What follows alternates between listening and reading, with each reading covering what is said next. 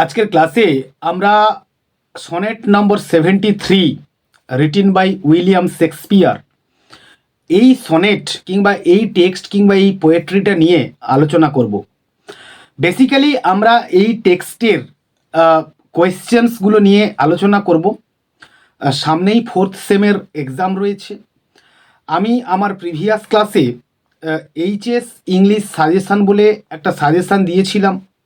তো ওই সাজেশানে আমি 3 questions, Alice in Wonderland, down the rabbit hole এবং হক রুস্টিং ও হচ্ছে দ্য গ্রিন হাউস এফেক্ট, এই টেক্সটগুলো এবং তৎসঙ্গে একটা play Riders to the sea নিয়ে মোর অর লেস ডিসকাশন করেছি। সেখানেও বেশ কিছু কোয়েশ্চেন্স আলোচনা করা হয়েছে। Riders to the sea short questions তথা অ্যানোটেশনসগুলো নিয়ে বিস্তর আলোচনা করেছি আমার প্রিভিয়াস ক্লাসের ভিডিওতে। তোমরা চাইলেই সেগুলো চ্যানেলের প্লেলিস্টে গিয়ে দেখে নিতে পারো। হ্যালো ফ্রেন্ডস, ইংলিশ টেক্সট অ্যানালিস্টের আরও একটা নতুন ক্লাসে স্বাগত জানাই। আমরা আজকে আলোচনা করতে চলেছি sonnet number 73 written by William Shakespeare. আমরা প্রথমেই কোয়েশ্চেন্সগুলোকে এক এক করে আলোচনা করব এবং যেগুলো ইম্পর্ট্যান্ট কোয়েশ্চেন্স সেগুলোই আমি এখানে শর্ট আউট করেছি, আর সেগুলোই তোমরা একটুখানি নোট ডাউন করো। সর্বপ্রথমেই আমরা চলে আসব নাম্বার 1-এ, give the substance of the poem. আমি আমার প্রিভিয়াস ক্লাসেও বলেছিলাম যে কবিতার আনসার লেখার ক্ষেত্রে তোমরা অবশ্যই প্রত্যেকটা কবিতার নাম এবং তার কবির নাম এবং তার সাবস্টেন্সটাকে ভালো করে মুখস্থ করে রাখবে।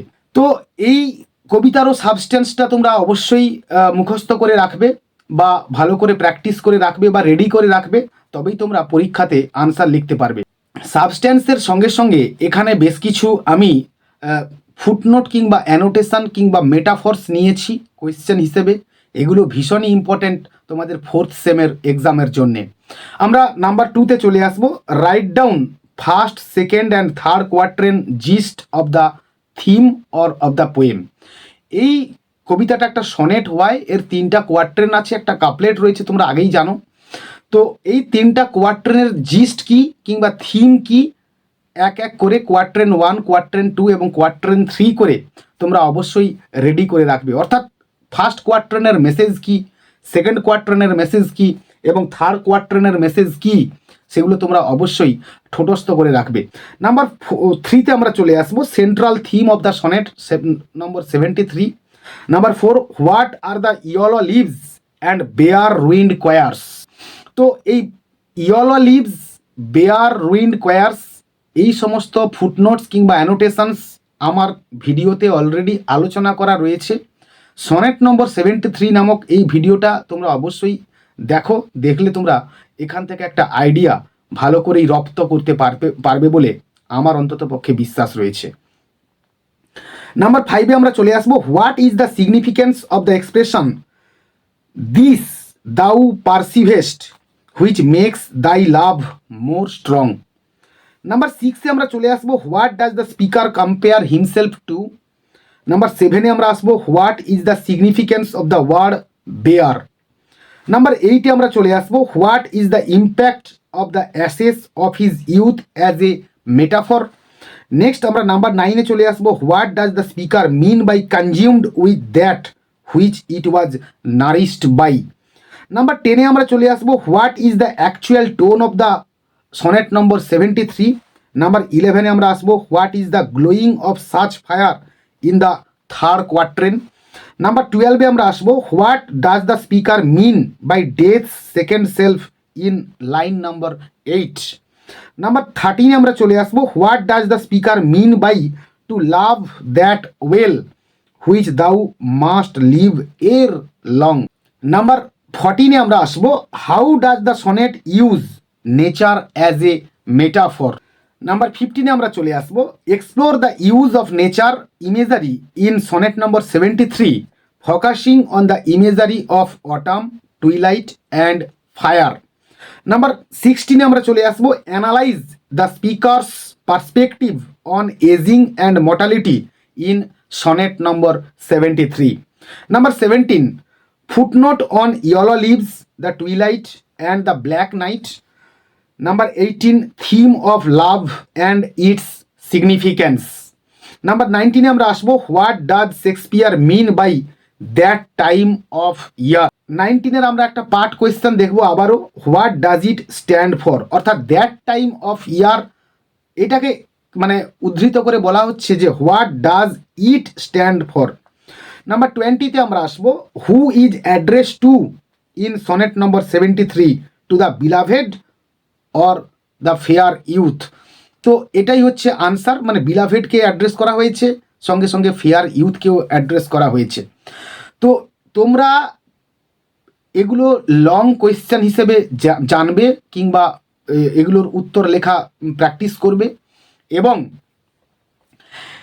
তোমাদের যে পরীক্ষা হবে সেই পরীক্ষাতে তোমরা অন্ততপক্ষে একটা প্রোজ একটা পোয়েট্রি করলে সমস্ত কোয়েশ্চেন লিখতে পারবে যদি খুব ভালো করে থাকো।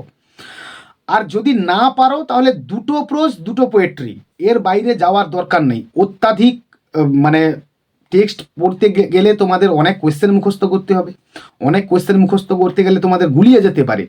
তো সেক্ষেত্রে তোমরা অবশ্যই একটা করে টেক্সট এবং একটা করে পোয়েট্রি বা একটা করে প্রোজ কিংবা একটা করে পোয়েট্রি পড়ে রাখবে, যাতে করে ভালো করে পড়বে, যাতে করে কোনো কোয়েশ্চেন যেন না মিস হয়, দিলে তোমাদের উপর একটা বাড়তি চাপ অনেকখানি কম হবে।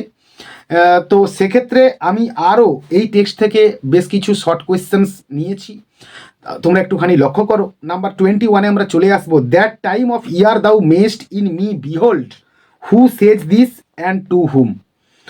প্রচুর পার্ট কোয়েশ্চেন হবে, পার্ট কোয়েশ্চেন করে একটা কোয়েশ্চেনকে লং করা হবে।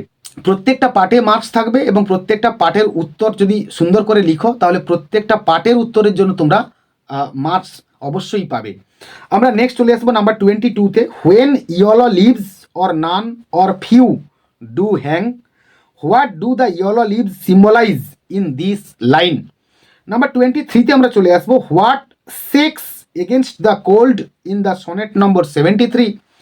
নাম্বার 24-এ চলে আসবো, upon those boughs which shake against the cold, what do boughs represent, what does the word cold suggest. Number 25-এ আমরা চলে আসবো, bare ruined choirs where late the sweet bird sang, what does the expression bare ruined choirs suggest. Number 26-এ আমরা আসবো, what does the image of bare ruined choirs signify in the poem or in the sonnet number 73। Next এর একটা part question আমরা অবশ্যই চলে আসবো, what is the implication of the word sang. Number 27, what does twilight suggest, twilight of such day explain the metaphor. Number 28, as after sunset ফেডেথ in the west, what does sunset indicate here, what does fadeth suggest. Number 29-এ আমরা আসবো, what does black night refer to in this poem. Number 30-তে আমরা আসবো, what does the black night take away and how. Number 31-এ আসবো, what is called death's second self in sonnet number 73। Next number 32-তে আমরা আসবো, what season is compared to the speaker's life stage in sonnet number 73। Number 33-তে আসবো, why is autumn chosen as the season for comparison in sonnet number 73.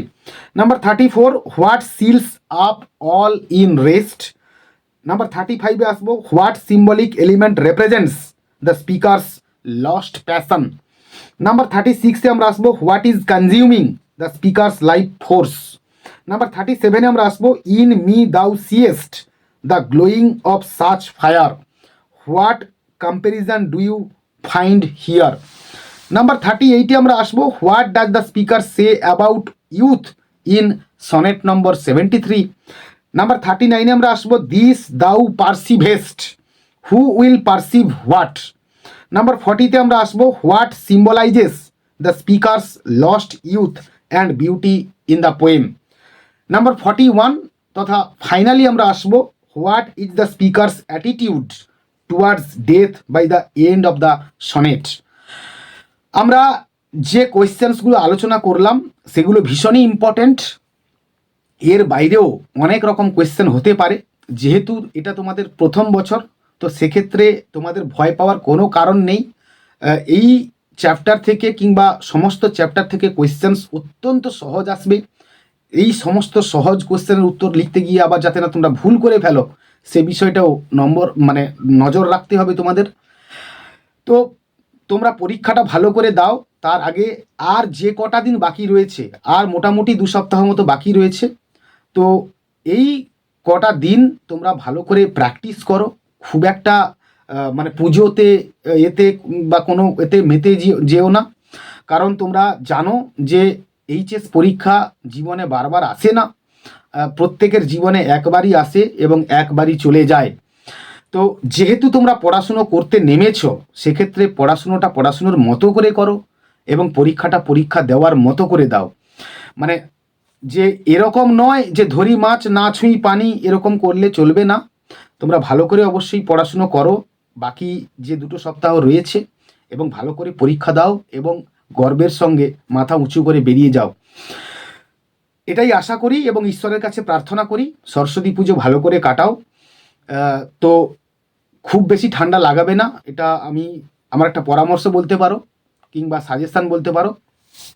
যে সমস্ত কোয়েশ্চেন্সগুলো আমি আমার আগের ভিডিওতে আলোচনা করেছি এবং আজকে আলোচনা করলাম, সেগুলো দেখে যাও, প্র্যাকটিস করে যাও, অবশ্যই পরীক্ষাতে কমন পাবে 100% বলে আমি মনে করি। আজকের ক্লাস আমরা এখানেই শেষ করলাম। আমার এই ক্লাস যদি তোমাদের 1% হলেও কাজে লেগে থাকে তো তোমরা অবশ্যই এই ভিডিওতে একটা লাইক করো। একটা লাইক আমাকে অনেক বেশি এনথু এবং ইন্সপিরেশান প্রোভাইড করে আরও বেশি করে কন্টেন্ট তোমাদের সামনে প্রেজেন্ট করার জন্যে। পরের ক্লাসে দেখা হচ্ছে আরও নতুন কোনো একটা টপিক নিয়ে।